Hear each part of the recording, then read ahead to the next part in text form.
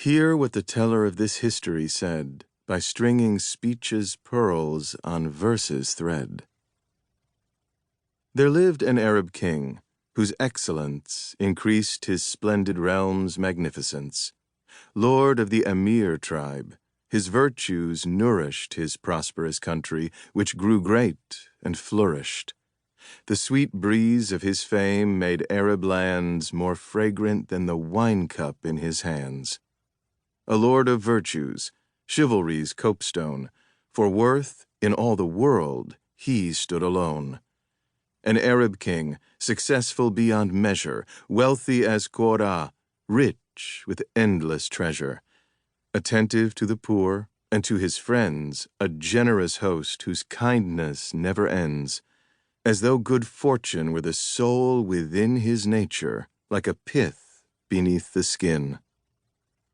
But he was childless still, for all his fame, and like a candle when it has no flame, more needy than a shell for pearls, or than a husk without its seeds, this desperate man longed for a son, for fate to let him see a fruitful branch spring from the royal tree, hoping that when the cypress seed was sown, another cypress would have quickly grown, so that a pheasant in the meadows would perceive a new tree where the old had stood, and once that tree's allotted life had passed, he'd shelter in the shade the new tree cast.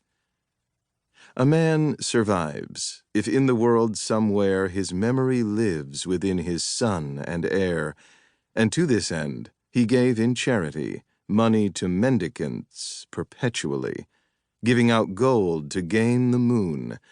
But though he sowed the seed, he saw no seedling grow. He sought and did not find for all his pains, and rode straight on, and would not tug his reins, and stop or turn aside, and still it seemed he'd never find the son of whom he dreamed. And if you seek like this in vain, accept that this is not an outcome to regret. Whatever good or bad is brought by fate, look, and you'll see that it's appropriate. That pearl you thought you wanted, look once more and see that it's not worth your struggling for. Many desires don't see the light of day, and men are lucky that they stay this way. Men dash this way and that, all unaware of what is best for them and why or where. The clues to how fate works are hard to see. Many a lock, when looked at, is a key.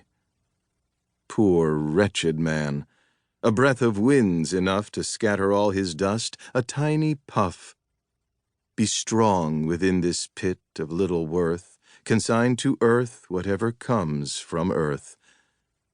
But still he longed, like rubies in a mine, that vainly long for light to make them shine.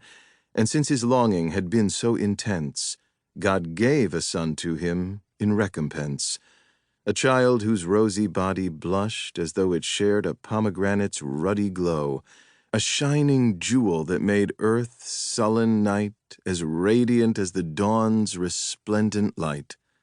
When he beheld the son he'd hungered for, the father opened wide his treasury door, and as a rose sheds petals, in his joy, he gave out gold in honor of the boy.